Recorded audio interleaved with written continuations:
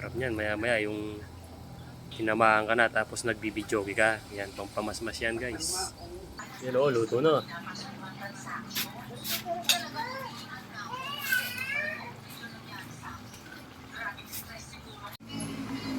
Videoke tayo mamaya guys. Hintayin muna natin magising yung mga katabing bahay. Mga alas 4 gising na yan. Yung ibang kumakanta, kabisado na yung mga sa songbook, hindi na sila tumitingin doon. Ikaw guys, anong kabisado mong kanta? Na alam mo yung number kahit hindi ka tumingin ng songbook. Kukonsert ako maya maya guys. May tira pa tayo kahapon, no? Yung dinuguan. Sarap yan, lalo pagka marami sili. Tilapia. Mamaya nga po mag-ihip tayo ng malalaking tilapia guys. Tsaka menudo guys.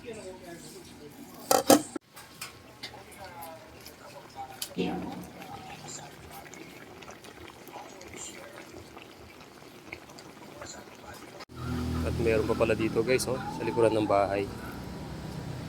Tingnan natin. Sabaw siya. Tanglad guys. Masarap to. Meron mga itlog eh. Yan yung manok na nangingitlog, yung kal, mga idol. Lasang native yan. Subukan nyo guys. Malambot niya. Yung malambot-lambot na.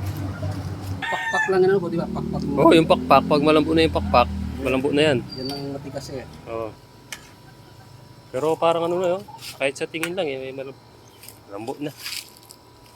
Dinesting ko lang, kinagat ko na yung pakpak. Medyo okay na. Hindi na yan.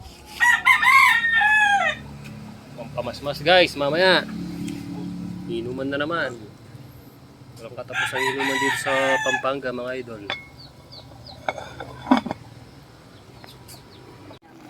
Kanya-kanya maluto yung kansaban. All time favorite guys, oh. Adobong malangi.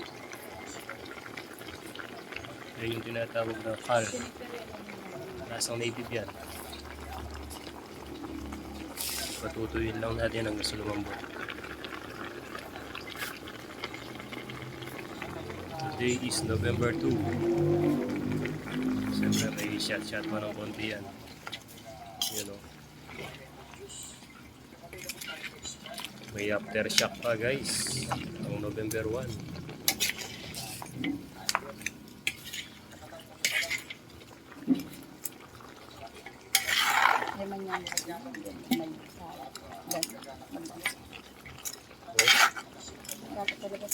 Adobong malangi. Adobong tuyo guys.